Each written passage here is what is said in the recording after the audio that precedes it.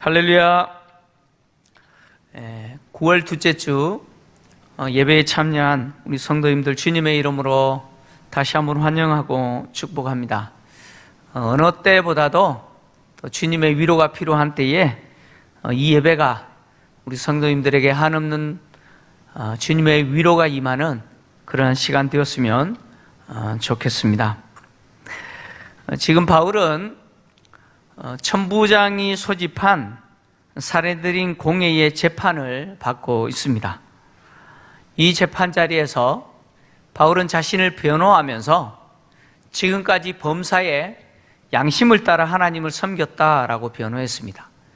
그러자 사내들인 공회의 의장인 대제사장 아나니아가 분노하면서 바울의 입을 치라라고 명령했습니다. 이 명령은 사실 율법을 어긴 것이죠. 그래서 바울이 분노하면서 자신을 치라, 자신의 입을 치라라고 명령한 대제사장을 향하여서 회칠한 담이여 하나님이 너를 치시리라 이렇게 저주하면서 심지어 내가 율법대로 나를 심판하려고 앉아서 율법을 범하느냐 이렇게 비난했습니다. 바울의 비난을 들었던 옆에 있는 사람들이 바울이 저주하고 비난한 사람이 대제사장, 그래서 하나님의 대제사장을 네가 욕하느냐라고 지적하자 바울은 자신이 대제사장인 줄 모르고 그렇게 했다고 해명했죠. 그리고 자신이 한 말을 취소했습니다. 이런 일이 있은 후에 바울은 오늘 본문에서 사내들인 공회 회원들이 일부는 사두개인들이고 일부는 바리새인이라는 사실을 주목하여 보면서 바리새인들을 향하여 이렇게 말합니다. 여러분 형제들이여, 나는 바리새인이라, 그리고 바리새인의 아들이라, 죽은 자의 소망 곧 부활로 말미암아 내가 신문을 받노라 이렇게 외쳤습니다. 바울이 지금 바리새인들을 향하여 말하고 있는 이 행동과 그의 말의 내용을 이해하려면 사내들인 공회가 무엇인지, 그리고 사두개인들과 바리새인이 어떤 사람들인지, 그들이 따르는 사상이 무엇인지 아는 것이 필요합니다.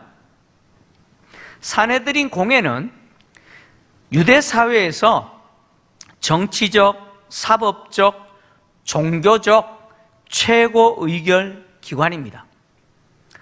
사내들인 공회의 회원은 의장을 비롯하여 71명입니다. 사내들인 공회의 의장은 그 해의 대제사장이 의장이 됩니다. 그리고 나머지 70명의 회원은 일부는 사두개인, 그리고 일부는 바리새인, 그리고 일부는 장로들로 구성되어 있습니다. 사두개인들은 사내들인 공회의 회원 중 다수를 차지했습니다. 특히 바리새인들보다 숫자가 많았는데 이 사두개인들은 제사장 그룹들로 형성되어 있습니다. 그리고 바리새인들은 율법학자들인 서기관들로 이루어져 있습니다. 그리고 장로들은 예루살렘과 인근 지역에 살고 있는 평민들의 대표로서 귀족 집단들로 이루어져 있었습니다. 1세기 사내들인 공회는요, 수적으로는 사두개인들이 많았지만 바리새인들이 장악하고 있었습니다. 사내들인 공회의 의결은 만장일치를 원칙으로 했습니다. 그러나 어떤 것에 대해서 의견이 분분할 때는 투표로 결정하기도 했습니다. 투표로 결정할 때는, 무죄를 선언할 때는 과반의 동의가 있으면 무죄를 선언할 수가 있었습니다. 그러니까 무죄는 과반의 동의가 있으면 무죄를 선언할 수가 있었습니다. 그러나 유죄를 선언할 때는 반드시 회원의 3분의 2 이상의 동의가 있어야만 유죄를 선언할 수가 있었습니다. 그러니까 지금 바울이 재판을 받고 있는데 바울에 대해서 유죄 선언을 하려면 이 사내들인 공회 회원의 3분의 2가 동의해야만 유죄 선언을 할 수 있다, 그런 뜻이 됩니다. 사내들인 공회의 다수를 차지하고 있는 사두개인들은 앞에서 이야기한 것처럼 제사장 그룹들입니다. 제사장들로 이루어질 사두개파는요, 현실 정치에 주력하여 헬라 문화에 개방적이었습니다. 그리고 친로마적인 정책을 추종했습니다. 그래서 사두개파 사람들을 물질주의자, 현실주의자로 비유되기도 했습니다. 사두개파 사람들, 사두개인들이 따르는 사상은 성문화된 율법, 즉 모세 오경만을 정경으로 인정했습니다. 선지자들의 글, 그리고 시편은 정경으로 인정하지 않았습니다. 그리고 바리새인들이 중요하게 여겼던 구전율법인 장로들의 유전을 거부했습니다. 또한 사두개파는 죽은 자의 부활이나 사후세계, 영혼의 불면, 천사의 존재 부정했습니다.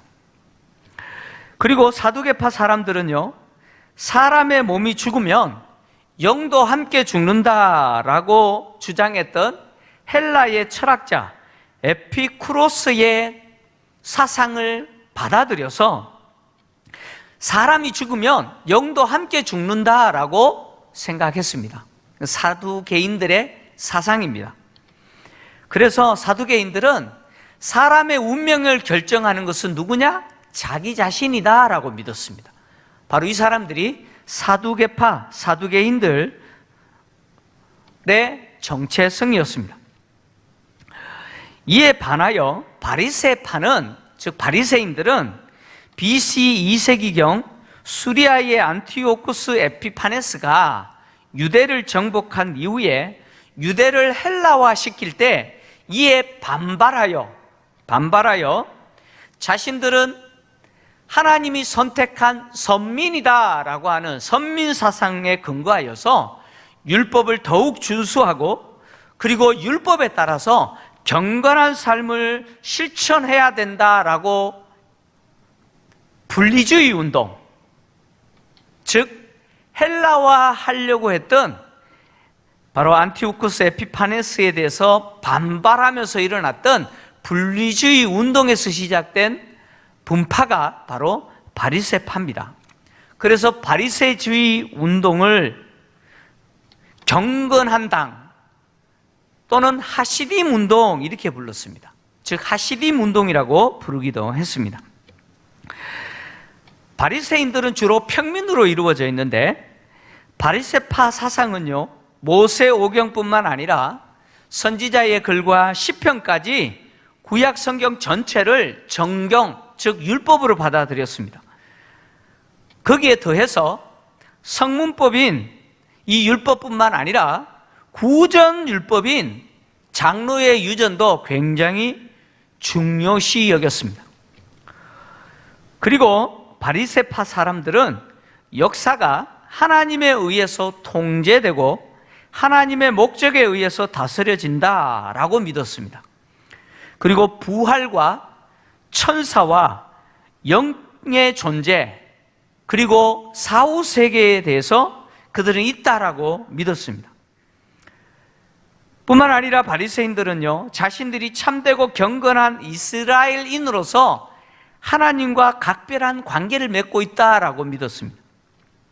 그리고 장차 다윗의 후손인 기름 부음 받은 자의 힘으로 다윗의 왕국이, 그 영광스러운 다윗의 왕국이 재현될 거다 이렇게 믿었습니다.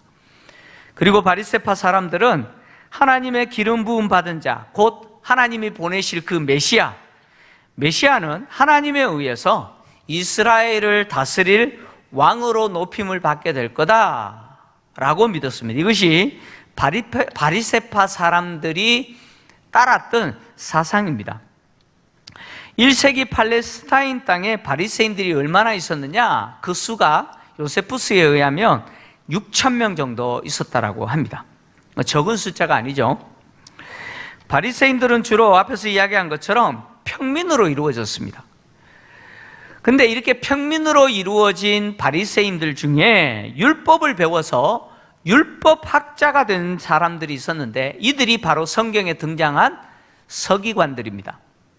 서기관들로서 율법을 배워 율법학자가 된 사람들이 바리새인들이죠. 바리새인들이 율법을 배우는 학교가 바로 삼마이 학파와 힐렐 학파입니다. 바울이 바로 율법을 배웠을 때 이 힐렐 학파의 가말리엘 문화에서 율법을 배웠습니다. 바로 바리새인이었죠. 정치적인 사두개파 사람들, 현실 정치적 그리고 친로마적 성향의 사두개인들과 종교적인 사람들인 바리새파 사람들은 늘 대립했습니다.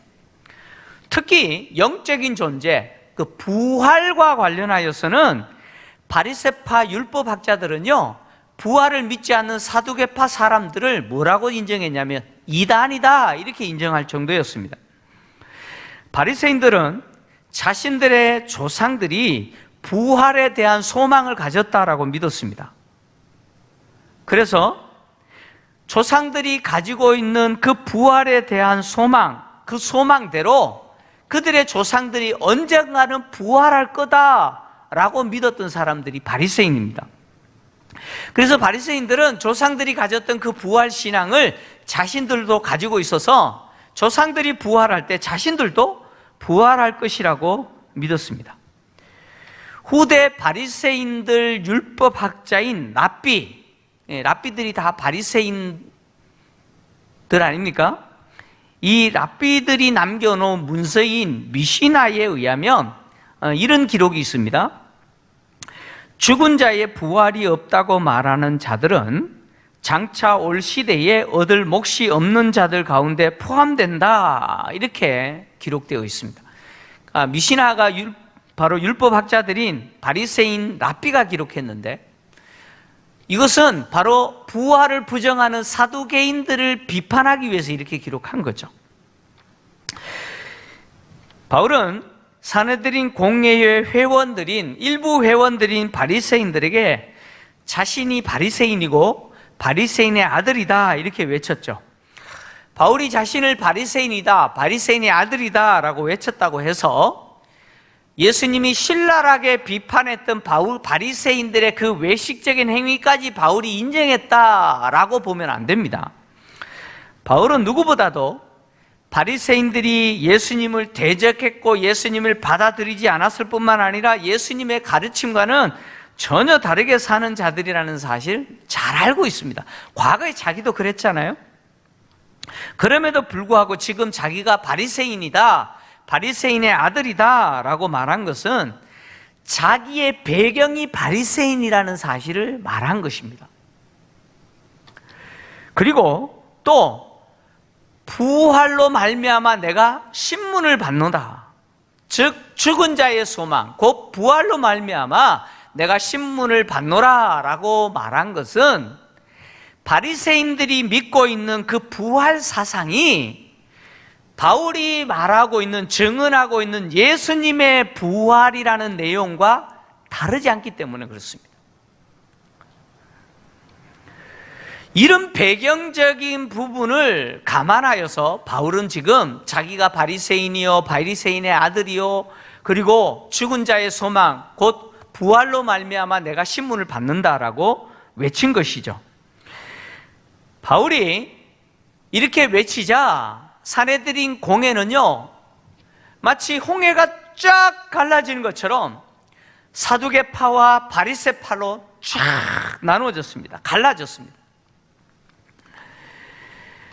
사도행전을 기록한 누가는 사내들인 공회 회원들인 바리새파 사람들과 사두개파 사람들이 왜 이렇게 둘로 쫙 갈라지게 되었느냐, 그 이유가 사두개인들은 부활도 없고 천사도 없고 영도 없다라고 말하기 때문이고, 반대로 바리새인들은 다 있다라고 말하기 때문이다. 이렇게 부연 설명을 했습니다. 자, 누가가 왜 이렇게 부연 설명을 했냐면, 누가가 사도행전을 누구에게 보내려고 지금 기록하고 있냐면 데오빌로 각하에게 보내려고 기록하고 있습니다. 그러니까 데오빌로 각하의 입장에서는 지금 바울을 재판하는 사내들인 공회에 사두개인들과 바리새인들이 왜 분열했지? 모르잖아요. 사두개인들이 무엇을 추종하는지, 바리새인들이 무엇을 따르는지, 그들의 사상이 무엇인지 모르는 데오빌로 각하에게 사두개인들이 따르는 사상, 바리새인들이 따르는 사상을 이렇게 부연 설명하여 알게 함으로, 바리새인과 사두개인들이 이렇게 해서 분열했구나 이해시키려고 이렇게 기록한 거죠. 데오빌로 각하뿐만 아니라 이 사도행전을 읽게 될 수신자들의 입장에서는 사두개인들과 바리새인들의 사상을 모르잖아요. 그래서 분열한 이유가 뭔지 모르기 때문에 이렇게 부연 설명한 겁니다. 누가가 지금 부연 설명한 것처럼, 기록한 것처럼 사두개인들은 부활과 천사, 영적인 존재, 사후세계 믿지 않아요. 부정합니다. 때문에 지금 부활 때문에 내가 신문 받는다라고 주장하는 바울의 주장을 용납할 수가 없죠. 더구나 지금 사두개인들이 지금 바울을 사내들인 공회 현장에서 재판하는 이유는 뭐냐? 바울이 말한 대로 그가 바리새인이기 때문에, 그리고 그가 부활을 믿기 때문에 재판하는 게 아니죠. 사두개인들의 입장에서 바울을 재판하는 이유는 뭐냐면 십자가에 달려 죽은 예수가 살아났다라고 주장하기 때문에 지금 재판하는 거예요.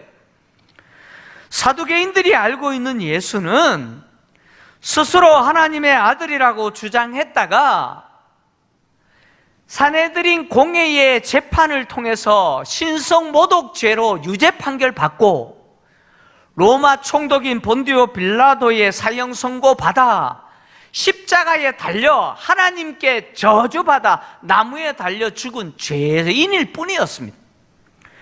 그런데 바울이 그렇게 사내들인 공회의 재판을 받고 유죄 판결 받아 로마법에 의해 저주받아, 하나님께 저주받아 십자가에 달려 죽은 예수가 다시 살아났을 뿐만 아니라 지금도 살아계시고 세상을 통치하고, 그리고 심지어 그가 하나님이 보내신 메시아 그리스도라고 주장할 뿐만 아니라 그를 믿는 자에게 하나님이 죄 사함의 은혜를 주시고 구원의 은혜를 베푸신다라고 주장하고 각 철을 다니면서 그렇게 가르치기 때문에 지금 재판하는 거잖아요.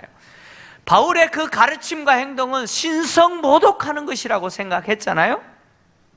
그래서 재판하는 것인데, 바울은 마치 자기가 바리새인이기 때문에 재판받는 것처럼, 부활을 믿는 것처럼 그 때문에 재판받는 것처럼 말했기 때문에 사두개인들의 입장에서는 분노하는 거죠. 근데 이에 반하여 바리새인들의 입장에서 보면 바울의 말이 틀린 게 없어요. 바울의 배경은 바리새인 맞습니다. 예루살렘에서 자라고, 그리고 바리새인의 그 엄한 율법 교육, 가말리엘 문화에서 바리새인으로 율법 교육 받은 율법 학자 아닙니까? 바리새인 맞아요. 그리고 바울이 부활에 관하여, 즉 부활로 말미암아 신문 받는다, 바리새인들은 부활 믿잖아요. 그러니까 바울이 한 말은 전혀 틀린 적이 없어요. 그러니까 바리새인의 입장에서 지금 바울이 그 재판 현장에서 내가 예수의 부활 때문에 신문 받는다라고 말하지 않았기 때문에, 바리새인들의 입장에서 지금 바울이 바리새인이기 때문에 재판받고 부활을 믿는 것 때문에 재판받는다라고 한다면 이것은 말도 안 되는 것이죠. 이것은 부당한 재판이죠. 그래서 부활을 믿지 않는 사두개인들의 반대편에 있는 이 바리새인들의 입장에서, 부활을 믿는 자신들의 입장에서 봤을 때 바울의 말은 틀린 것이 없고, 또 바울은 지금 이 자리에서 재판받아야 될 이유가 없는 것이죠. 그래서 바리새인들은 더 바울을 지지할 수밖에 없고 부활을 믿지 않는 사두개인들 반대편에 서서 바울을 변호할 수밖에 없었다는 것이죠. 그래서 이런 설왕설래가 있을 때 바리새인 편에서 이 서기관, 율법학자들입니다. 이 서기관 몇 사람이 일어나서 뭐라고 말하느냐? 자신들의 눈에 바울에게 악한 것이 없다. 바울에게 악한 것이 없다 이렇게 선언했습니다. 이것은 바울에게 죄가 없다. 즉 바울을 무죄하다. 즉 무죄 선언한 것이죠. 바울에 대해서 무죄를 선언한 겁니다. 사도행전에서 이렇게 바울이 지금부터 재판을 받으면서 바울에 대해서 누가가 무죄 선언을 5번 기록했습니다. 그러니까 바울이 죄가 없다라고 선언하는 내용을 누가가 5번을 기록했는데 이것은 누가가 의도적으로 기록을 했습니다. 누가가 사도행전을 기록했잖아요. 그런데 사도행전을 기록하기 전에 누가가 기록한 복음서가 있습니다. 누가가 기록한 복음서가 있죠. 그 복음서 이름이 뭐죠? 누가가 기록한 복음서의 이름? 네, 누가복음이죠. 네, 누가복음을 누가가 기록했습니다. 근데 누가복음에서 누가가요, 예수님이 산헤드린 공회의 재판을 받으면서 십자가에 죽으시기까지 예수님은 죄가 없다라고 하는 사실을 선언하는 내용을 누가가 몇 번 기록했느냐? 5번 기록했습니다. 예수님이 재판을 받으시고 십자가에 처형당하실 때까지 예수는 죄가 없다라고 선언하는 내용을 누가가 5번 기록했어요. 마찬가지로 사도행전을 기록하면서 누가가 바울이 재판을 받고 있지만 바울은 죄가 없다라고 하는 선언을 5번 똑같이 기록했습니다. 왜 이렇게 기록했을까? 그것은 죄가 없는 예수님이 죄인이 되어서 십자가에 처형당하셨던 것처럼 죄가 없는 바울이 죄인이 되어서 로마까지 가게 되었다는 사실을 누가가 지금 기록하는 것이죠. 누가의 이 기록을 읽고 있는 우리의 입장에서 누가가 기록한 이 내용을 통해서 죄가 없는 예수님이 죄인이 되어 십자가에 처형당하신 것처럼 죄가 없던 바울이 로마까지 가서 죄인이 되어 순교할 것을 예상하게 되는 것이죠. 이런 의미에서 누가는요, 바울은 누구냐? 바울은 예수님을 따라가는 진짜 예수님의 제자라고 지금 기록하고 있는 것이죠. 바울을 변호하는 서기관들은 바울에게서 악이 없다라고 선언한 이후에 계속해서 뭐라고 이야기하느냐면 바울이 하는 말이 혹 영이나 천사가 그에게 말했으면 어찌하려느냐 이렇게 말했습니다. 서기관들이 이렇게 말하는 것은 바울이 지금 말하고 있는 이 내용, 바울의 증언, 예수에 관하여 증언하는 내용이 환상 중에 하나님이 보내신 그들의 조상 가운데 한 사람의 영이나 아니면 천사가 바울에게 말한 것이라면 어떻게 하겠느냐 그런 말이죠. 그러니까 서기관들은 바울의 말이 죽은 자의 영 또는 천사가 환상 중에 말했을 수도 있다 이렇게 생각한 거죠.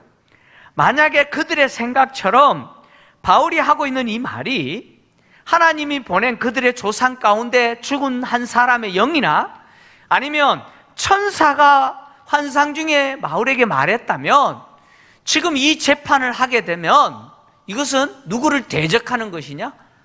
하나님을 대적하는 것이죠.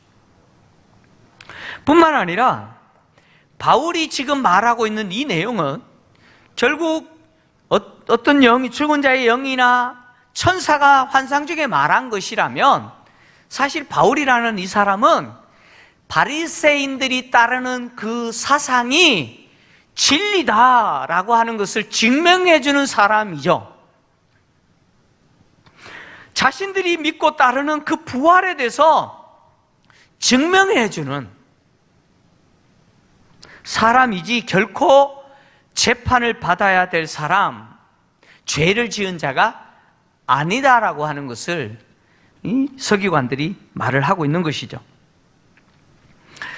바리새인들이 바울을 지지하고 무죄를 주장하자 산헤드린 공회는 사두개인들과 바리새인들이 서로 다투는 현장이 되어 버렸습니다. 마치 간혹 우리가 정치권에서 국회에서 벌어지는 일들을 보잖아요. 어떤 일들을 놓고 여야가 서로 단상으로 뛰어 올라가면서 멱살을 잡고 몸싸움하고 있는 아비규환과 같은 그런 상황이 지금 산헤드린 공회 재판 현장에서 일어나 버린 거죠. 그래서 더 이상 정상적인 재판이 진행될 수가 없게 되어버린 겁니다. 그래서 천부장은 바울이 사두개인들과 바리새파 사람들 사이에 끼어서 찢겨질까 염려하여서 군대로 하여금 명령하여 무리 가운데 내려가서 바울을 빼앗아 영내로 데려가라 이렇게 명령했습니다. 바울이 천부장에게 이미 자신이 나면서부터 로마 시민이다 라고 말했기 때문에 천부장의 입장에서 자기는 돈을 주고 로마 시민권을 샀잖아요. 그러니까 나면서부터 로마 시민인 바울은 자신보다 훨씬 뛰어난 로마 시민입니다. 때문에 천부장의 입장에서 로마 시민인 바울을 보호해야 될 책임이 있습니다. 상관에게 보고할 때 이 천부장이 로마 시민인 바울이 죄가 정해지지도 않고 확정 판결되지 않은 상황에서 지금 이 아비규환과 같은 상황에서 혹 폭력이라도 당하게 되면 로마 시민을 보호해야 될 그 책임을 소홀히 하게 된 것이 됩니다. 그러니까 천부장의 입장에서는 책임을 져야 돼요. 그래서 바울이 죄가 확정되지도 않는 상황에서 폭행을 당하지 않도록 급히 군대로 명령하여서 군인들에게 명령하여 바울을 빼내도록 그렇게 한 것입니다. 오늘 본문의 내용을 보면서 어떤 사람들은 바울이 아주 교묘하게 바리새인들을 이용하여 산헤드린 공회의 재판에서 벗어나고자 했다 이렇게 주장하는 분들이 있습니다. 단순하게 본문을 보면 마치 바울이 교묘하게 바리새인들을 이용하여 산헤드린 공회 재판에서 벗어난 것처럼 보입니다. 단순하게 보면 그래요. 근데 사실은 그렇지 않습니다. 바울이 지금 교묘하게 바리새인들을 이용하여 자기가 처한 이 위기를 벗어나려고 했다면 바울이 로마서 14장 8절에 기록하기를 살아도 주를 위하여 죽어도 주를 위하여 죽나니 사나 죽으나 우리는 그리스도의 것이다 라고 주장했던 바울의 이 말은 거짓말이 됩니다. 그러니까 바울이 교묘하게 바리새인을 이용하여 자기가 처한 이 위기를 벗어나려고 했다면 살아도 주를 위하여 죽어도 주를 위하여 나는 사나 죽으나 그리스도의 것이다 라고 말한 바울의 말은 거짓말이죠. 무슨 이야기냐면 바울은 이 재판 자리에 서서 어떻게든 이 위기를 벗어나야겠다라고 생각하는 사람이 아니었다는 것이죠. 왜 지금 바울이 바리새인들에게 자신은 바리새인이고 바리새인의 아들이고 부활로 말미암아 이 신분을 받는다라고 말했을까? 바리새인들을 이용한 게 아니에요. 바울은 지금 바리새인들에게 그들이 믿고 따르는 부활 사상, 그 조상들에게 주신 부활 신앙을 하나님이 예수 그리스도를 통해서 성취하셨기 때문에 예수 그리스도를 받아들여라. 그래서 어찌하든지 바리새인들이 부활하신 예수님을 받아들임으로 그들이 믿고 있는 부활 사상이 예수님을 통해서 성취됐다는 사실을 말하기 위해서, 그래서 바리새인들을 하여금 예수를 받아들이도록 기회를 제공하려고 지금 그렇게 하고 있는 것이죠.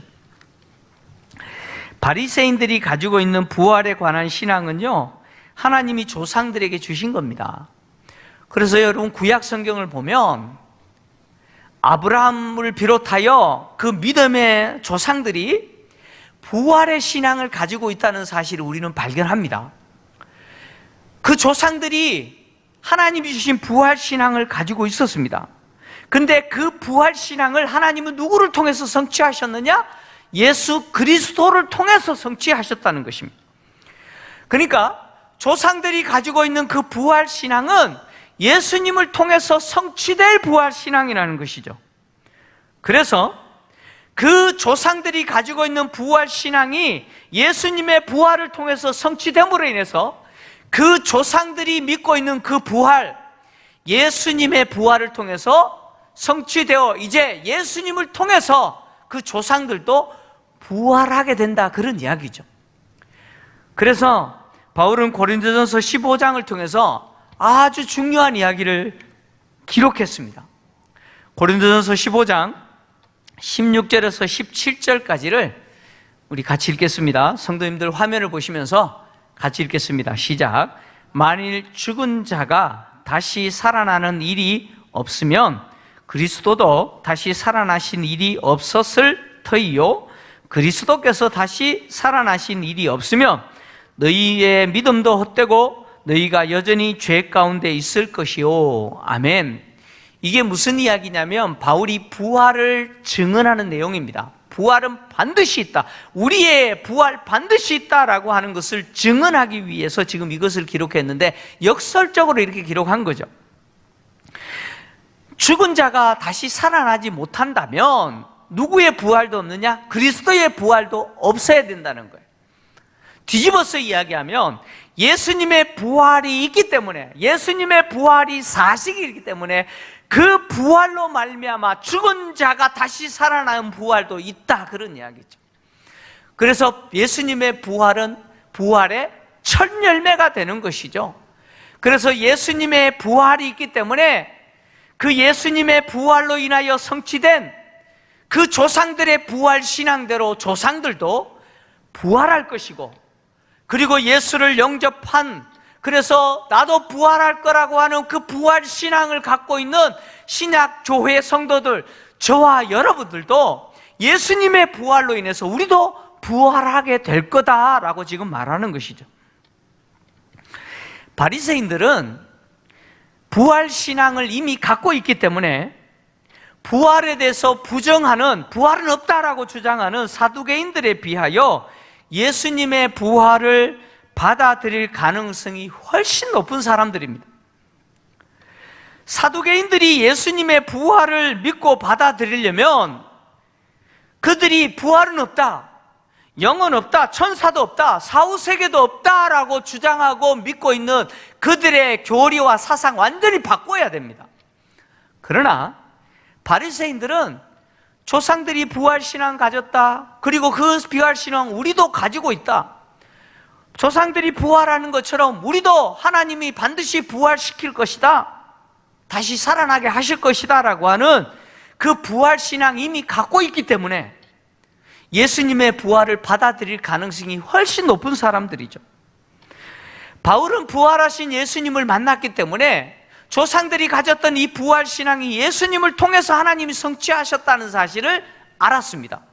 그래서 지금 그 산헤드린 공회 재판 자리에 있는 그 바리새인들에게 너희들이 가지고 있는 그 부활신앙, 하나님이 예수님을 다시 부활하게 하심으로 성취하셨다, 그래서 너희들 예수님 받아들여라, 지금 그 말을 하고 싶은 것이죠. 그래서 그 마음으로 지금 부활에 대해서 증언하고 있는 것입니다. 이제 다음 시간에 보겠습니다마는 이제 이 예수님이 바울에게 다시 나타나세요. 바울에게 다시 나타나셔서 예수님이 하신 말씀이 뭐냐면, 로마까지 가서 예루살렘에서 나를 대해서 증언했던 것처럼, 나의 일에 대해 증언했던 것처럼 로마까지 가서 증언하게 될 거라고 말씀하세요. 그러니까 지금 산헤드린 공회 재판 자리에서 바울이 말하고 있는 이 내용은 예수님은 뭐라고 인정하시느냐? 나에 대해서 정언한 것이라고 인정하십니다. 그러니까 바울은 바리새인들을 이용한 것이 아니라 바리새인들이 예수님의 부활을 받아들이기를 간절히 원했다는 것이죠. 그래서 예수님을 지금 증언하고 있는 것이죠. 바울은 디모데에게 교훈하기를 때를 얻든지 못 얻든지 항상 말씀을 전하기를 힘쓰라고 이야기합니다. 때를 얻든지 못 얻든지 너는 항상 말씀을 전파하라고 이야기합니다. 여러분, 바울이 살았던 시대, 디모데가 에베소에서 목회했던 그 시대는 오늘날 우리가 살고 있는 시대보다 복음을 전하기가 훨씬 쉬웠던 시대일까요? 절대 그렇지 않습니다. 지금 우리가 세상에서 당하고 있는 비난과 억울함과 그리고 부당한 대우는 당시에 비하면 아무것도 아닐 수도 있습니다. 그래서 바울이 디모데에게 디모데후서 3장 12절을 통해서 뭐라고 말했느냐? 무릇 그리스도 예수 안에서 경건하게 살고자 하는 자는 박해를 받으리라, 이렇게 말했잖아요. 그리스도 예수 안에서 경건하게 살려고 하면 필연적으로 받아야 되는 게 박해라고 이야기합니다. 그만큼 복음 전하기에 어려운 그런 환경의 시대였습니다. 주님이 우리를 부르신 목적이 뭐겠습니까? 왜 주님이 70억이 넘는 이 인구 중에서 나를 특별히 선택하시고 구원하셨을까요? 그 이유는 우리의 삶의 내용이 처음부터 끝까지 예수를 전하고 증언하고 드러내는 자로 살도록 하시기 위해서 우리를 부르신 거 아닙니까? 바울이 로마서 14장에서 이야기했던 것처럼 살아도 주를 위하여 죽어도 주를 위하여 죽나니 우리는 사나 죽으나 주의 것이다. 이것 때문에 주님이 우리를 부르신 거 아닙니까? 나의 삶에 예수의 흔적을 가지고 예수의 냄새를 풍기기 위해서 필연적으로 우리는 고난을 각오해야 되고 불편을 각오해야 됩니다. 감수해야 돼요. 그리스도인들이 어느 때보다도 불의한 세상에 맞서서 그 세상과 싸울 때 세상이 하는 방식대로 힘을 갖고 세상을 대항하면 안 됩니다. 힘으로 세상에 맞서면 안 된다, 그런 이야기죠. 왜냐하면 그리스도인들이 세상과 싸우는 유일한 이유는 뭐냐? 왜 우리가 세상과 맞서서 싸워야 되느냐? 그 이유는 예수를 증언하는 목적이기 때문입니다. 다시 말하면 내가 세상에 맞서서 싸우는 그것이 예수님을 증언하는 목적이어야 된다, 그런 뜻이죠. 그래서 그리스도인들이 세상과 싸울 때 사용해야 될 싸움의 무기는 뭐냐? 경건입니다.